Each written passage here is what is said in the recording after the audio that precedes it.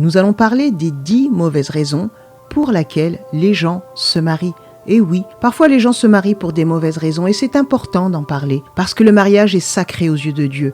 Le mariage est l'idée de Dieu et non pas l'idée des hommes. J'ai entendu une fois ce témoignage, cette statistique aux États-Unis particulièrement qui disent que les gens en moyenne dépensent entre 50, 60 et même parfois 100 000 $ pour le jour de leur mariage. Cela inclut la robe, la voiture, le repas, le gâteau, etc.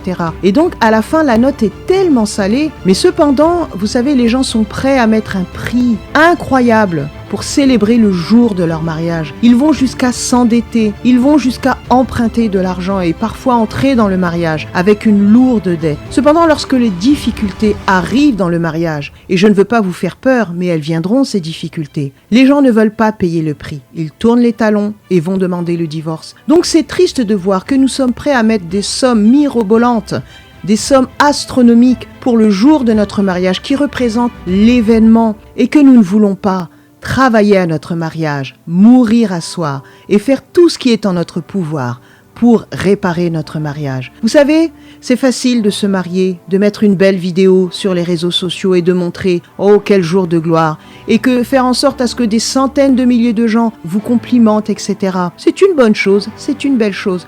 Mais mes amis, le mariage, ce n'est pas ça. Le mariage, c'est l'union de deux personnes qui s'aiment et qui ont décidé de rester ensemble jusqu'à ce que la mort les sépare. Vous savez, aimer son partenaire, c'est une décision parce qu'au début, vous allez vous réveiller auprès de votre partenaire, à ses côtés, plein de joie, les étoiles dans les yeux. Et puis 1 an, 2 ans, 3 ans, 4 ans, 5 ans après, mes amis, vous allez changer. Vous allez vous réveiller, vous allez vous regarder votre partenaire et vous allez lui tourner le dos. Parce que les gens changent, les sentiments changent. Et il y a des jours, vous allez vous lever amoureux. Et il y a des jours, vous n'allez pas vous lever amoureux. Et mes amis, c'est dans ces moments-là qu'il va falloir décider d'aimer notre partenaire. Oui, mes amis, le mariage est aussi un choix. Nous choisissons de rester ensemble, nous choisissons de nous aimer, nous choisissons de pardonner. Et surtout, nous choisissons de faire la volonté de Dieu. Donc, j'aimerais dans ce podcast vous citer les 10 mauvaises raisons pour lesquelles les gens veulent se marier. Et malheureusement, ces mauvaises raisons font en sorte à ce que le mariage ne dure pas. La première raison, les gens souvent veulent se marier à cause d'une apparence physique. Alors je ne dis pas qu'elle n'est pas importante, elle est super importante. Je ne crois pas que Dieu va vous demander d'épouser quelqu'un qui ne vous plaît pas. Je crois que l'apparence physique, que l'on soit jeune ou moins jeune, est très importante. Pour aimer quelqu'un, il faut aussi aimer son apparence. Mais mes amis, notre mariage ne peut pas uniquement reposer sur l'apparence physique, parce que comme je vous ai dit, l'apparence change. Vous pouvez vous marier avec une jeune fille qui s'habille en 38, et puis après 3 enfants, laissez-moi vous dire qu'elle ne s'habillera plus en 38. Et beaucoup changent énormément. Nous vivons à l'époque de la malbouffe, où les gens sont beaux un temps, et ensuite ils vieillissent, ils flétrissent, ils prennent du poids, ils sont plus du tout les mêmes, ils perdent leurs cheveux, les dents sont pourries. Et vous savez, là, le mariage prend tout son sens. Est-ce que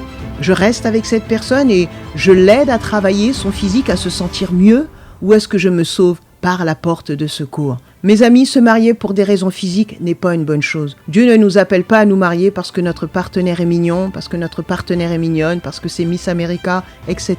Non, Dieu nous appelle à nous marier par amour. Parce que le socle du mariage, c'est l'amour. La deuxième raison, mauvaise raison pour laquelle les gens vont se marier, c'est pour le sexe. Les gens vont se précipiter dans le mariage par rapport au sexe. Parce que c'est vrai qu'en tant qu'enfants de Dieu, nous ne pouvons pas vivre dans la fornication, c'est-à-dire consommer le mariage avant terme. Alors les gens vont se précipiter, ils vont voir quelqu'un qui lui plaît sur tous les points. Et il n'y a que l'aspect sexuel qui est important. Mes amis, si vous construisez votre mariage sur le sexe, c'est sûr que vous allez faire naufrage. Parce que vous savez, le sexe dans le mariage, de toutes les façons, il sera pratiqué. Mais il n'y a pas que le sexe. Si demain vous avez des problèmes financiers, ce n'est pas le sexe qui va régler vos problèmes. Si vous avez des problèmes avec vos enfants ou des problèmes dans votre santé, cet aspect n'a rien à faire dans le mariage. Donc le mariage, c'est bien plus que le sexe, même si ça en fait partie. Ce n'est pas une raison suffisante, mes amis, pour se marier. Nous devons faire un mariage selon la volonté de Dieu. La troisième mauvaise raison pour laquelle les gens se marient, c'est pour une position sociale. Bien souvent,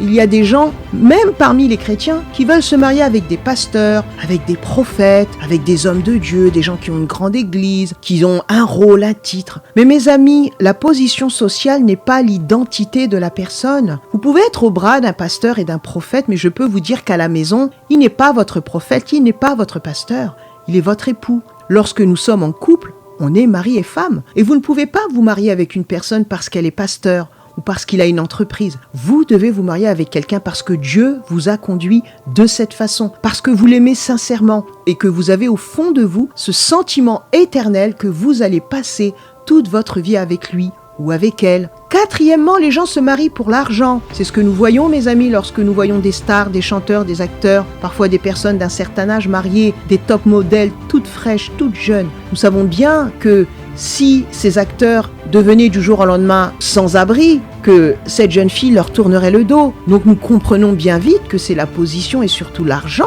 parce que souvent les femmes recherchent cette protection, elles recherchent aussi la sécurité dans le mariage. Mais mes amis, se marier pour l'argent n'est pas suffisant. Proverbe déclare que l'argent se fait des ailes et s'envole. Vous pouvez commencer un mariage avec quelqu'un qui a beaucoup d'argent, mais le jour où il n'y a plus d'argent, si un jour il y a faillite, ou si l'argent s'envole, parce que vous avez fait des folies, vous n'avez pas été sage, vous avez fait le tour du monde, et vous avez acheté plein de sacs à main de luxe, et plein de choses, vous avez gaspillé l'argent, et qu'il n'y a plus d'argent, qu'est-ce qu'il vous reste? Est-ce que cette personne va toujours vous intéresser? Est-ce que vous allez manifester du respect, de l'amour, de l'attention? Parfois on voit des jeunes hommes qui sont avec des jeunes filles, parce qu'elles payent, elles sortent la carte bleue. Parfois nous voyons des jeunes filles qui sont comme par intérêt, avec des jeunes hommes, ou avec des messieurs qui sont mariés, et qui laissent leur vieille épouse pour se marier avec une jeune. Mais une fois que cette jeune personne a pris tout votre argent, qu'elle l'a aspiré avec une paille dorée, mes amis, elle vous laisse tomber parce que le mariage n'est pas basé sur l'argent. Cinquième mauvaise raison pour laquelle les gens se marient, c'est à cause du coup de foudre. J'ai entendu cette histoire sur internet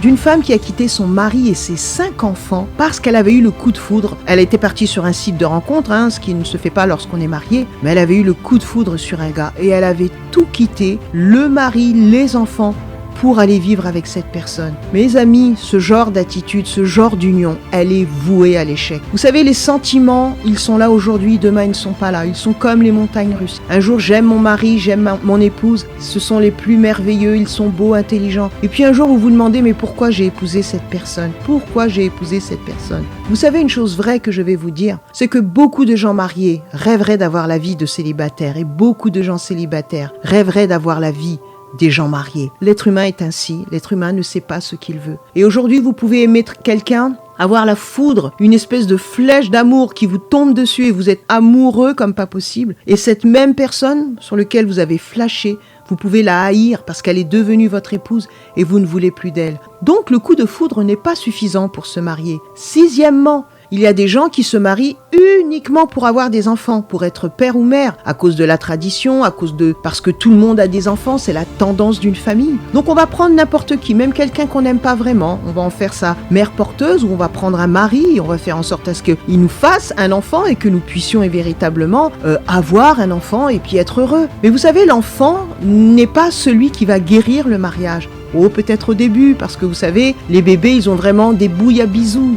On a vraiment envie d'être avec eux. Ils peuvent nous unir. Mais lorsque l'enfant fait des nuits blanches, lorsqu'il est malade, qu'il grandit, qu'il faut l'emmener à l'école, il faut l'emmener en crèche, il faut aller le rechercher, on n'a plus le temps de s'occuper de ça. Et on rejette tout sur une personne. Et on tourne même le dos à cette personne qui est complètement déçue parce qu'il pensait ou elle pensait que son partenaire marcherait avec elle dans le mariage à cause de l'enfant. L'enfant n'est pas un système glu qui va consolider le mariage. Mais bien souvent, lorsque vous avez déjà des problèmes et des dysfonctionnements dans votre mariage et que vous rajoutez des enfants, vous rajoutez un problème. Pas que les enfants sont un problème, mais les enfants ne sont pas un remède pour le mariage. Parce que si nous voulons accueillir un enfant, nous devons nous assurer que notre mariage est en bonne santé. Septièmement, sous l'influence d'un tiers. Parfois, vous avez des gens qui ne savent pas se mêler de leurs propres affaires. Ils s'immiscent dans votre vie. Ils vous envoient des textos et des messages et ils vous disent « tu devrais épouser un tel, je te verrai bien avec un tel ». Parfois, nous avons bien pire. Nous avons des gens qui prophétisent « oh, le Seigneur me parle, tu dois épouser cette personne ». Moi, j'ai déjà entendu des témoignages où des gens en épousaient d'autres sur la base d'une prophétie. Je vous dis, mes amis, ne faites jamais cela. Ce n'est pas biblique. Il s'agit de votre vie. Je crois que l'Esprit de Dieu est en vous, qu'il est capable de vous conduire et de vous diriger vers un mariage, selon lui, un mariage en bonne santé. Mais vous ne devez jamais vous marier parce que quelqu'un vous pousse, que ce soit votre mère, votre oncle, votre meilleur ami, votre tante, vos collègues. Vous ne devez jamais vous marier parce qu'un tiers vous dit que vous devez vous marier. Vous êtes le seul responsable et le seul à prendre cette décision parce que vous êtes dans le mariage et non pas les personnes qui vous ont influencé. Huitièmement, la huitième mauvaise raison pour laquelle les gens se marient, c'est pour imiter les autres. Bien souvent, on voit ce cas de figure parmi les jumeaux. On voit un se marie, l'autre se sent seul parce qu'ils sont au niveau de l'âme et des émotions et psychologiquement toujours unis. Alors, si l'un fait quelque chose, l'autre a besoin de faire la même chose. Et parfois, on est là et les gens vont imiter les autres. Ils vont imiter. Parfois, les gens ne pensent pas aux conséquences. Ils ne pensent pas que le mariage, c'est pour l'éternité. Ils regardent au moment présent, à l'excitation, au coup de foudre, à la robe, au gâteau. Mais ils ne considèrent pas le mariage à long terme. Ils ne considèrent pas le mariage étant un processus. Ils ne considèrent pas la perspective du mariage. Alors ce qu'ils vont faire, c'est qu'ils vont faire comme les autres. Tous mes amis sont mariés, alors je suppose que moi aussi, je dois trouver quelqu'un. Alors on prend la première personne venue, la première personne qui met des étincelles dans les yeux et dans le cœur, et on l'épouse. Et quelque temps après, on se rend compte que finalement, cette personne, c'est pas vraiment ce qu'on aurait voulu. Elle ne représente pas l'idéal et le mariage devient très difficile. Donc se marier par envie n'est pas une bonne solution. Neuvième mauvaise raison pour laquelle les gens se marient, c'est par insécurité. Certaines personnes ont peur de l'avenir. Elles ont peur, elles ne savent pas ce qu'elles vont devenir. Elles ne veulent pas prendre de l'âge, être seules, ou elles veulent voyager. Elles veulent véritablement que quelqu'un prenne soin d'elles, assume sa vie. Donc cette personne va se marier. Elle va choisir quelqu'un qui n'a pas une trop mauvaise situation et qui va l'épouser, qui va l'aimer, lui donner tout ce dont elle a besoin et c'est le problème. Vous savez, l'insécurité est un problème que vous devez gérer par vous-même, déjà même en dehors du mariage. Ce n'est pas parce que vous allez vous marier que vous allez régler votre problème d'insécurité, qui est un problème identitaire. Si vous ne savez pas qui vous êtes, ce n'est pas le fait de vous marier avec un tel qui va vous redonner votre identité. Parce que mes amis, le jour où vous n'êtes plus mariés, vous n'avez plus d'identité, vous n'avez plus de position, vous n'avez plus d'argent. Non, le mariage est basé sur un amour sincère, qui est sûr et certain qu'il va travailler toute sa vie à son mariage. Dixième mauvaise raison pour laquelle les gens se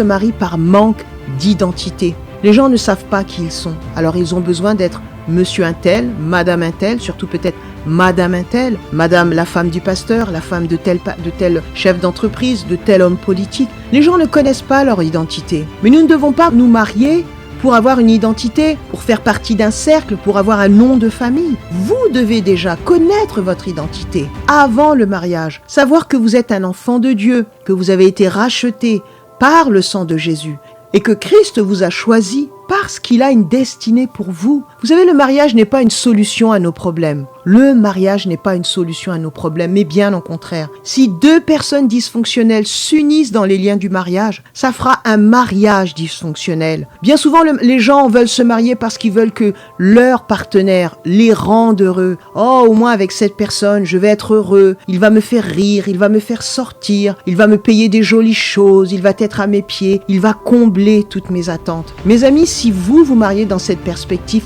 vous aurez un échec. Christ seul est celui qui peut combler vos attentes. Dieu est le Dieu qui va vous remplir. N'attendez pas d'être marié pour pouvoir vous sentir aimé, pour pouvoir vous sentir épanoui, pour pouvoir vous sentir utile.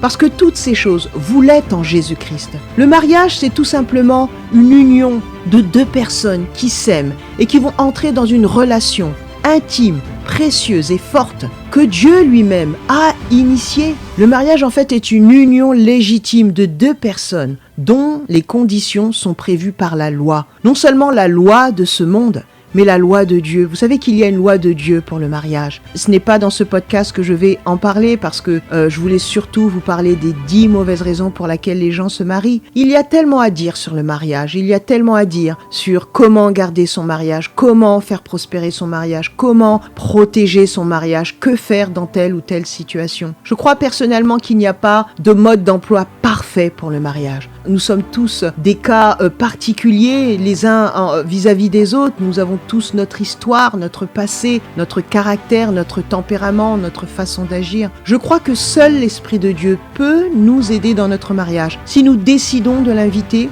au milieu de nous, parce que la Bible dit que la corde à 3 fils ne se rompt pas facilement, si nous décidons d'aimer le Seigneur et de le faire venir dans notre vie, mes amis, notre mariage réussira. Vous savez, j'ai 31 ans de mariage et ce n'est pas un hasard. Je ne me suis pas mariée par hasard. J'ai dû travailler à mon mariage, comme des millions et des millions de couples qui durent et perdurent. J'ai dû comprendre qu'il y a des jours où je devais véritablement décider de rester mariée, d'aimer mon mari et de construire mon foyer. C'est ma décision. Mais cependant, beaucoup de gens abandonnent le navire. Beaucoup de gens fuient le mariage, abandonnent les enfants et le mari, ou abandonnent la femme et les enfants pour aller vivre une autre expérience. Mais vous savez que les problèmes que vous aviez dans le mariage numéro 1, vous allez juste les transférer dans le mariage numéro 2. Ce n'est pas le fait de changer de partenaire, de changer de maison, de ville ou de partir en voyage avec une tierce personne qui va vous donner le bonheur. Dieu s'attend à ce que nous soyons fidèles, comme lui-même est fidèle. Dieu veut que nous soyons éprouvés, comme lui-même a été éprouvé. Parce que le mariage est véritablement un lieu d'épreuve. C'est un lieu où on doit changer. Vous savez, souvent les gens se marient pour la vie, mais ils ne comprennent pas que lorsqu'ils entrent dans le mariage, ils doivent apprendre à mourir à leur égoïsme, à leur violence, à leur mauvais caractère, à leur égocentrisme, et ils doivent apprendre à s'aimer comme Christ aime l'Église. Et j'aimerais terminer en vous disant ceci, que Jésus, véritablement, est le mari de l'Église. Un jour, il va y avoir des noces dans le ciel. Ce seront les noces de l'époux et de l'épouse, de Jésus-Christ et de son Église. Vous savez que cette union est l'exemple parfait de ce que représente le mariage. Voyez à quel point Christ nous aime et nous a aimés. Et tout ce qu'il a fait pour nous, c'est ce que l'époux doit être prêt à faire pour sa femme. Et voyez comment l'Église est dévouée à Jésus-Christ, comment elle est engagée, comment elle lui est obéissante, comment elle le loue et elle l'adore. C'est aussi ce que la femme doit faire vis-à-vis de son mari. Elle doit véritablement le respecter, l'honorer. Elle doit véritablement lui donner un bon témoignage et l'encourager. Et de ce fait, mes amis, le mariage sera en bonne santé et nous pourrons glorifier Dieu et véritablement être un modèle et un exemple et dire merci Seigneur parce que la corde à 3 fils ne se rompt pas facilement. Que Dieu vous bénisse. Amen.